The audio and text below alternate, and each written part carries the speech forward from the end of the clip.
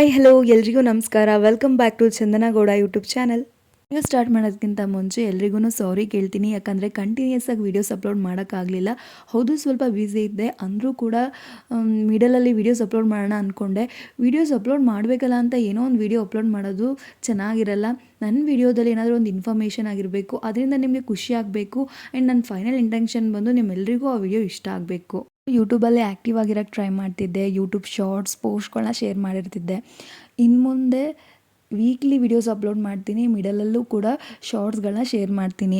ಬನ್ನಿ ಇವತ್ತಿನ ವೀಡಿಯೋನ ಸ್ಟಾರ್ಟ್ ಮಾಡೋಣ. ಇವತ್ತು ನಾನು ವರಮಹಾಲಕ್ಷ್ಮಿ ಹಬ್ಬದ ವ್ಲಾಗ್ನ ಮಾಡ್ತಾ ಇದ್ದೀನಿ. ಕಳೆದ 1-2 ವರ್ಷದಿಂದ ಈ ಹಬ್ಬನ ಆಚರಿಸ್ಕೊಂಡು ಬರ್ತಾ ಇದ್ದೀವಿ. ಇದು ನಮ್ಮದು 3ನೇ ಹಬ್ಬ. ಅದಕ್ಕಿಂತ ಮುಂಚೆ ಸಿಂಪಲಾಗಿ ಪೂಜೆ ಮಾಡ್ತಿದ್ವಿ, ಏನಾದರೂ ಒಂದು ಸ್ವೀಟ್ ಮಾಡಿ. ಸೊ ಅಮ್ಮ ನಾವೆಲ್ಲ ಮಾತಾಡಿಕೊಂಡು ನಾವು ಕೂಡ ಲಕ್ಷ್ಮಿ ಹಬ್ಬನ ಆಚರಿಸೋಣ, ಸೀರೆ ತಂದು ಕಳಸ ಇಟ್ಟು ದೇವಿಗೆ ಅಲಂಕಾರ ಮಾಡಿ ನಾವು ಕೂಡ ಅಲಂಕಾರ ಮಾಡಿಕೊಂಡು, ಹೀಗಿದ್ದಾಗ ಮನೇಲಿ ಒಂದು ಕಳಕಳಿ ಇರುತ್ತೆ, ನಾವೆಲ್ಲರೂ ಕೂಡ ಸಂತೋಷವಾಗಿರ್ತೀವಿ. ಹೀಗಿದ್ದಾಗ ಮನೇಲಿ ಯಾವಾಗಲೂ ಶಾಶ್ವತವಾಗಿ ಲಕ್ಷ್ಮಿ ನೆಲೆಸಿರ್ತಾಳೆ ಅನ್ನೋದು ಒಂದು ನಂಬಿಕೆ. ವರಮಹಾಲಕ್ಷ್ಮಿ ಹಬ್ಬದ ಹಿಂದಿನ ದಿನ ಅಂದರೆ ಆಗಸ್ಟ್ 24th ಅವತ್ತು ನಾನು ಆಫ್ಟರ್ನೂನ್ ಮನೆಗೆ ಬಂದು ಊಟ ಮಾಡಿ ರೂಮ್ ಕ್ಲೀನ್ ಮಾಡ್ಕೊಳ್ಳೋಣ ಅಂತ ಕಬೋರ್ಡ್ನ ಕ್ಲೀನ್ ಮಾಡ್ಕೊತಾ ಇದ್ದೆ. ಎಲ್ಲ ಕೆಲಸ ಮನೇಲಿ ಆಲ್ರೆಡಿ ಎಲ್ಲ ಮಾಡಿದ್ರು, ನನ್ನ ಕಬೋರ್ಡ್ ಮಾತ್ರ ನಾನೇ ಮಾಡ್ಕೊಳ್ಳಿ ಅಂತ. ಅಂದರೆ ಯೂಶ್ವಲಾಗಿ ನಾನೇ ನನ್ನ ಕಬೋರ್ಡ್ನ ನಾನು ಕ್ಲೀನ್ ಮಾಡ್ಕೊಬೇಕಲ್ವ. ಸೊ ಎಲ್ಲನೂ ಕ್ಲೀನ್ ಮಾಡ್ಕೊತಾ ಇದ್ದೆ. ಯೂಶ್ವಲಾಗಿ ನನ್ನ ಕಬೋರ್ಡ್ ಯಾವಾಗಲೂ ಕ್ಲೀನಾಗಿರುತ್ತೆ, ಬಟ್ ಬ್ಯುಸಿ ಇದ್ದಾಗ ಬಟ್ಟೆನ ಆಚೆ ಈಚೆ ಜರುಗಿಸಾಡ್ಬಿಟ್ಟಿರ್ತೀನಿ. ಆ್ಯಂಡ್ ಮನೇಲಿದ್ದಾಗ ಏನಾದರೂ ಡಸ್ಟ್ ಇದ್ದರೆ ಅಲ್ಲಲ್ಲೇ ಒರೆಸ್ಕೊತಾ ಇರ್ತೀವಿ.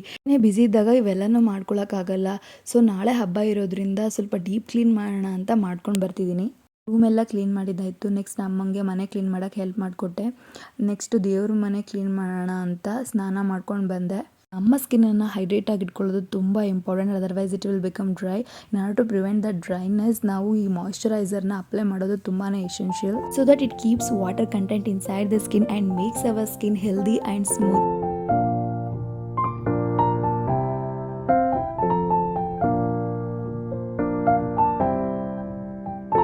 ದೇವ್ರ ಮನೆ ಕ್ಲೀನ್ ಮಾಡೋಕ್ಕೆ ಸ್ಟಾರ್ಟ್ ಮಾಡಿಕೊಂಡೆ. ಹಬ್ಬ ಇರೋದ್ರಿಂದ ಡೀಪ್ ಕ್ಲೀನ್ ಮಾಡ್ಕೊಂಡು ಬರ್ತಿದ್ದೀನಿ.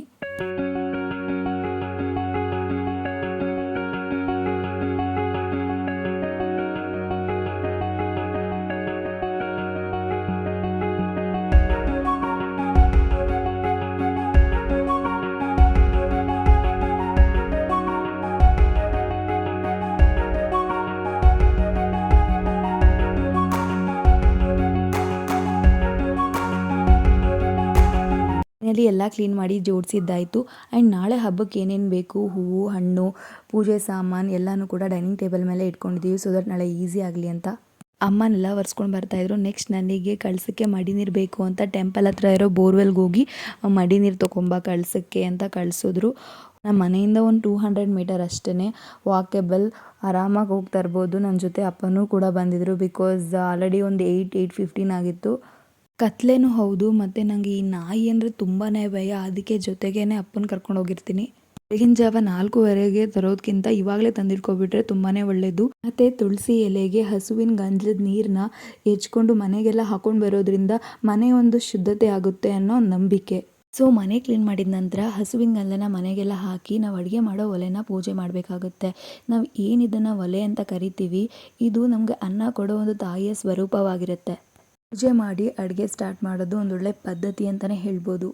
ನಾಳೆ ಪೂಜೆಗೆ 5 ರೀತಿ ಸಿಹಿ ಮಾಡಬೇಕಾಗಿರೋದ್ರಿಂದ ಇವಾಗಲೇ ನಾವು ಸ್ಟಾರ್ಟ್ ಮಾಡ್ಕೊಂಡ್ವಿ. ಇವಾಗ ನಾವು ಕರ್ಜಿಕಾಯಿ, ರವೆ ಉಂಡೆ, ಒಬ್ಬಟ್ಟು ಮತ್ತು ಚಿರೋಟಿ, ಇದನ್ನು ನಾವು ನಮ್ಮ ಸೈಡ್ ರವೆ ಹಪ್ಪಳ ಅಂತ ಕರಿತೀವಿ. ಇಷ್ಟನ್ನು ನಾವು ಇವಾಗಲೇ ಮಾಡ್ಕೊತೀವಿ, ಐ ಮೀನ್ ನೈಟಲ್ಲೇ. ಇಲ್ಲಿಗೆ ನೈವೇದ್ಯದ ಸಮಯಕ್ಕೆ ಸಜ್ಜಿಗೆನ ಮಾಡ್ಕೊತೀವಿ. ಅಲ್ಲಿಗೆ 5 ಸಿಹಿ ತಿಂಡಿಗಳನ್ನ ಮಾಡಿದ ಹಾಗಾಗುತ್ತೆ. ಅಮ್ಮಂಗೆ ಕೊಬ್ಬರಿ ತುರ್ಕೊಡೋದು, ಕಾಯಿ ತುರ್ಕೊಡೋದು ಆ್ಯಂಡ್ ಏನೇನು ಹೆಲ್ಪ್ ಬೇಕಾಗುತ್ತೋ ಎಲ್ಲನೂ ಹಾಗೆ ಮಾಡ್ಕೊಡ್ತಾ ಇದ್ದೀನಿ. ಅಮ್ಮ ಮಾಡ್ತಾಯಿದ್ರು, ನಾನು ಇಲ್ಲಿ ಹಾಗೆ ಮಾಡ್ಕೊಂಡು ಬರ್ತಾ ಇದ್ದೆ. ಕರ್ಜಿಕಾಯಿನ ಪ್ರೆಸ್ ಮಾಡ್ಕೊಡೋದು ಆ್ಯಂಡ್ ಒಬ್ಬಟ್ಟು ತಟ್ಟೋದು.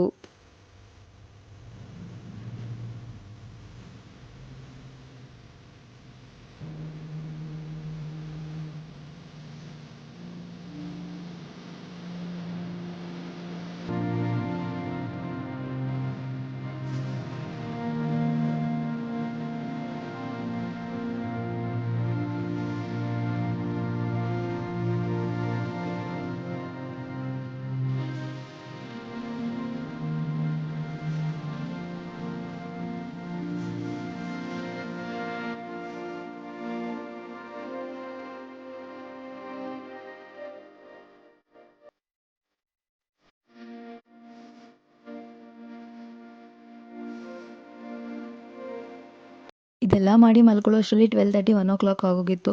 ಅಮ್ಮ 2:45ಗೆ ಅಲಾರಾಮ್ ಕೊಡು ಮಾರ್ನಿಂಗ್ ಅಂತ ಹೇಳಿದರು. ಬಟ್ ನಾನು ಹೇಳೋಷ್ಟರಲ್ಲಿ 3:30 ಆಗಿತ್ತು. ಅವ್ರು ಆವಾಗಲೇ ಎದ್ದು ಕೆಲಸನ ಸ್ಟಾರ್ಟ್ ಮಾಡ್ಕೊಂಡಿದ್ರು. ನಾನು 3:30ಗೆ ಎದ್ದು ಸ್ನಾನ ಮಾಡಿಕೊಂಡು ದೇವ್ರ ಫೋಟೋಗೆಲ್ಲ ಅರಿಶಿನ ಕುಂಕುಮ ಇಟ್ಟು ಹೂವೆಲ್ಲ ಮಡಿಸಿ ಎಲ್ಲರೂ ಒಟ್ಟಿಗೆ ಪೂಜೆಗೆ ರೆಡಿ ಮಾಡ್ಕೊಂಡು ಬಂದ್ವಿ. ಮಹಾಲಕ್ಷ್ಮಿ ಹಬ್ಬ ಶ್ರಾವಣ ಮಾಸದ 2ನೇ ಶುಕ್ರವಾರ ಬರುತ್ತೆ. ಸಂಪತ್ತಿನ ಅಧಿದೇವತೆ ಮಹಾಲಕ್ಷ್ಮಿ. ಅವತ್ತಿನ ದಿನ ಭಕ್ತಿ ಶ್ರದ್ಧೆಯಿಂದ ಪೂಜಿಸಿದ್ರೆ ಅಷ್ಟೈಶ್ವರ್ಯ ಸಿದ್ಧಿ ಆಗುತ್ತೆ ಅನ್ನೋ ಪ್ರತೀತಿ ಇದೆ. ತುಂಬ ಜನಕ್ಕೆ ಒಂದು ತಪ್ಪು ಕಲ್ಪನೆ ಇದೆ. ಲಕ್ಷ್ಮಿ ಅಂದ ಕೂಡಲೇ ಐಶ್ವರ್ಯ ಅಂದ ತಕ್ಷಣ ಬರೀ ದುಡ್ಡು ಅಂತ. ಖಂಡಿತವಾಗಿಯೂ ಅಲ್ಲ. ಲಕ್ಷ್ಮಿ ನಿಮ್ಮೆಲ್ರಿಗೂ ಗೊತ್ತಿರೋ ಹಾಗೆ ಅಷ್ಟಲಕ್ಷ್ಮಿ ಅಂತ ಹೇಳ್ತೀವಿ. 8 ರೂಪಗಳಲ್ಲಿ ನಾವು ಲಕ್ಷ್ಮಿಯನ್ನು ನೋಡ್ಬೋದು. ಆದಿಲಕ್ಷ್ಮಿ, ಧನಲಕ್ಷ್ಮಿ, ಧಾನ್ಯಲಕ್ಷ್ಮಿ, ಸಂತಾನಲಕ್ಷ್ಮಿ, ಗಜಲಕ್ಷ್ಮಿ, ವಿಜಯಲಕ್ಷ್ಮಿ, ವಿದ್ಯಾಲಕ್ಷ್ಮಿ ಎಲ್ಲವೂ ಕೂಡ ಲಕ್ಷ್ಮಿಯ ಸ್ವರೂಪಗಳೇ. ಇವೆಲ್ಲವೂ ಕೂಡ ಮನೆಗೆ ಬಂದರೆ ಲಕ್ಷ್ಮಿ ಬಂದಂಗೆನೆ. ಮಹಾಲಕ್ಷ್ಮಿ ಹಬ್ಬನ ಯಾಕೆ ಆಚರಿಸ್ತಾರೆ, ಅದರ ಹಿಂದೆ ಇರೋ ಕತೆ ಏನಿರ್ಬೋದು ಅಂತ ತಿಳ್ಕೊಳಕ್ ಹೋದ್ರೆ, ಒಮ್ಮೆ ಕೈಲಾಸದಲ್ಲಿ ಪಾರ್ವತಿ ಶಿವನ್ನ ಕೇಳ್ತಾಳೆ, ಸ್ವಾಮಿ ಭಕ್ತರ ಕಷ್ಟಗಳೆಲ್ಲ ನಾಶವಾಗಿ ಅವರ ಕೋರಿಕೆಗಳೆಲ್ಲ ಕೈಗೂಡಬೇಕೆಂದರೆ ಏನು ಮಾಡಬೇಕು, ಅದಕ್ಕೆ ಯಾವುದಾದರೂ ವ್ರತವಿದೆಯೇ ಅಂತ ಕೇಳಿದ ತಕ್ಷಣ ಶಿವ ಹೇಳ್ತಾರೆ, ಸರ್ವ ಸಂಪತ್ ಪ್ರದಾಯಕವಾದ ಪಿತೃಪೌತ್ರದಾಯಕವಾದ ಸುಮಂಗಳ ಸಂತಾನಕರವಾದ ವರಮಹಾಲಕ್ಷ್ಮಿ ವ್ರತ ಇನ್ನು ಭಕ್ತಿ ಶ್ರದ್ಧೆಯಿಂದ ಹೆಂಗಸರಾಗಲಿ ಗಂಡಸರಾಗಲಿ ಮಕ್ಕಳಾಗಲಿ ಮಾಡಬಹುದು. ಶಿವ ಹೇಳಿದಾಗ ಪಾರ್ವತಿ ಕೇಳ್ತಾಳೆ, ಈ ವ್ರತ ಮಾಡಲು ನಿಯಮವೇನು? ಅದಕ್ಕೆ ಶಿವ ಹೇಳ್ತಾರೆ, ಸಂಪತ್ತಿಗೆ ಅಧಿದೇವತೆ ಲಕ್ಷ್ಮಿ. ಶ್ರಾವಣ ಮಾಸದಲ್ಲಿ ಪೌರ್ಣಿಮೆಗೆ ಸಮೀಪವಾದ ಭೃಗುವಾರದಲ್ಲಿ ಇದನ್ನು ಮಾಡಬೇಕು. ಹೀಗೆ ಮಾಡಿದರೆ ಭಕ್ತರ ಕೋರಿಕೆಗಳು ಕೈಗೂಡಿ ಅವರ ಕಷ್ಟಗಳೆಲ್ಲ ನಾಶವಾಗುತ್ತೆ. ಹಾಗೇನೆ ಶಿವ ಪಾರ್ವತಿಗೆ ಇದರ ಹಿಂದಿನ ಸತ್ಯಕಥೆಯನ್ನು ಕೂಡ ತಿಳಿಸ್ಕೊಡ್ತಾರೆ. ವಿದರ್ಭ ದೇಶದ ರಾಜಧಾನಿಯಾಗಿದ್ದ ಕುಂಡಿನಾನಗರದಲ್ಲಿ ದರಿದ್ರಲಾಗಿದ್ದಳು ಸದಾಚಾರಿ ಸಂಪನ್ನಳಾದ ಚಾರುಮತಿ ಎಂಬ ಸ್ತ್ರೀ. ಆಕೆಯ ಕರುಣಾಮಯೆಯಿಂದ ಸಾಕ್ಷಾತ್ ಮಹಾಲಕ್ಷ್ಮಿಯೇ ಚಾರುಮತಿಯ ಕನಸಿನಲ್ಲಿ ಬಂದು, ನಿನ್ನ ಕಷ್ಟಗಳೆಲ್ಲವೂ ನಾಶವಾಗಿ ನಿನ್ನ ಬೇಡಿಕೆಗಳು ಈಡೇರಬೇಕೆಂದರೆ ಶ್ರಾವಣ ಮಾಸದಲ್ಲಿ ಪೌರ್ಣಿಮೆಯ ಸಮೀಪವಾದ ಭೃಗುವಾರದಂದು ಈ ವ್ರತವನ್ನು ನೀನು ಕೈಗೊಳ್ಳಬೇಕು. ನೀನು ಭಕ್ತಿ ಶ್ರದ್ಧೆಯಿಂದ ಪಾಲಿಸಿದರೆ ನಿನ್ನ ಕಷ್ಟಗಳು ದೂರವಾಗಿ ನಿನ್ನ ಬೇಡಿಕೆಗಳು ಕೈಗೂಡುತ್ತದೆ. ಈ ಕನಸಿನ ಮಾತುಗಳು ಚಾರುಮತಿಯ ಮೇಲೆ ಪ್ರಭಾವವನ್ನು ಬೀರುತ್ತದೆ. ಇದನ್ನು ತನ್ನವರೊಂದಿಗೆ ಹಂಚಿಕೊಳ್ಳುತ್ತಾಳೆ. ತಾಯಿ ಹೇಳಿದ ಮಾತಿನಂತೆ ಚಾರುಮತಿಯು ನಿಯಮಬದ್ಧವಾಗಿ ಇದನ್ನು ಭಕ್ತಿ ಶ್ರದ್ಧೆಯಿಂದ ಈ ವ್ರತವನ್ನು ಪೂರ್ಣಗೊಳಿಸುತ್ತಾಳೆ. ಆ ಶ್ರದ್ಧೆ ಭಕ್ತಿಯಿಂದ ಚಾರುಮತಿಗೆ ಅಷ್ಟೈಶ್ವರ್ಯ ಲಕ್ಷ್ಮಿಯು ಒಲಿಯುತ್ತಾಳೆ. ಹೀಗೆ ಶಿವನು ಪಾರ್ವತಿಗೆ ಸತ್ಯಕಥೆಯನ್ನು ವಿವರಿಸುತ್ತಾನೆ.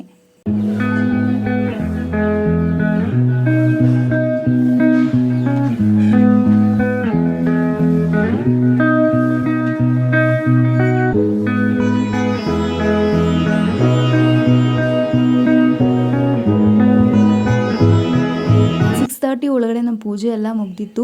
ಬ್ರಾಹ್ಮಿ ಮುಹೂರ್ತದಲ್ಲಿ ಪೂಜೆ ಮಾಡಿದ್ರೆ ತುಂಬಾನೇ ಒಳ್ಳೆಯದು. ಅದಕ್ಕೆ ನಾವು ಆದಷ್ಟು ಅರ್ಲಿ ಮಾರ್ನಿಂಗೇನೆ ಪೂಜೆನ ಮಾಡಿದ್ವಿ.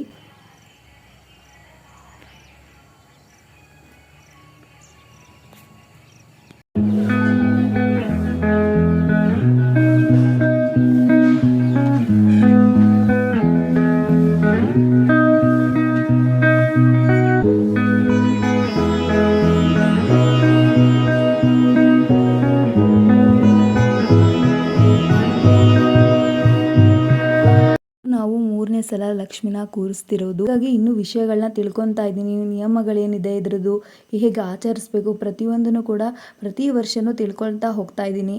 ಎಲ್ಲ ಆದಮೇಲೆ ನಾನು ಟೆಂಪಲ್ಗೆ ಹೋಗೋಣ ಅಂತ ಹೊರಟೆ. ಪ್ರತಿ ಶುಕ್ರವಾರ ಮಂಗಳವಾರ ನಾನು ಮಿಸ್ ಮಾಡದೆ ನನ್ನ ಇಷ್ಟ ದೇವತೆ, ನನ್ನ ಫೇವ್ರೆಟ್ ದೇವರು ಅಂತಲೇ ಹೇಳ್ಬೋದು, ನನ್ನ ದಿಡ್ಡೆದಮ್ಮ. ನನ್ನ 2 ಕಣ್ಗಳಲ್ಲಿ ಒಂದು ನನ್ನ ದಿಡ್ಡೆದಮ್ಮ ಆದರೆ ಇನ್ನೊಂದು ನನ್ನ ತಾಯಿ ಅಂತ ನಾನು ನಂಬಿರೋದು. ಈ ಟೆಂಪಲ್ಗೆ ಹೋಗಲಿಲ್ಲ ಅಂತ ಅಂದರೆ ನನಗೆ ಏನೋ ಕಳ್ಕೊಂಡೆ ಅನ್ನೋ ಥರ ಭಾವನೆ. ಸೊ ಆಲ್ಮೋಸ್ಟ್ ನಾನು ಮಿಸ್ ಮಾಡ್ದೇ ಹೋಗ್ತೀನಿ. ನೋಡಿದ್ರಲ್ಲ ಇವತ್ತು ನಾನು ಹೇಗೆ ಹಬ್ಬನ ಆಚರಿಸಿದೆ ಅಂತ. ಇದಾಗಿತ್ತು ಇವತ್ತಿನ ವ್ಲಾಗ್. ನೆಕ್ಸ್ಟ್ ವಿಡಿಯೋದಲ್ಲಿ ಇನ್ನೂ ಒಳ್ಳೆ ವಿಡಿಯೋ ಜೊತೆಗೆ ಬರ್ತೀನಿ. ಆ್ಯಂಡ್ ಒಬ್ಬರು ವ್ಯೂವರ್ ಕೇಳಿದರು ಕಾರ್ ಡ್ರೈವಿಂಗ್ ವ್ಲಾಗ್ ಮಾಡಿ ಅಂತ. ಖಂಡಿತವಾಗಿಯೂ ಮಾಡ್ತೀನಿ. ಆ್ಯಕ್ಚುಲಿ ನನ್ನ ಹತ್ರ ಪರ್ಸ್ನಲ್ ಆಗಿ ಕಾರಿಲ್ಲ. ಸೊ ಹಾಗಾಗಿ ಆ ವಿಡಿಯೋನೂ ಕೂಡ ಮಾಡೋಕ್ಕೆ ಟ್ರೈ ಮಾಡ್ತೀನಿ.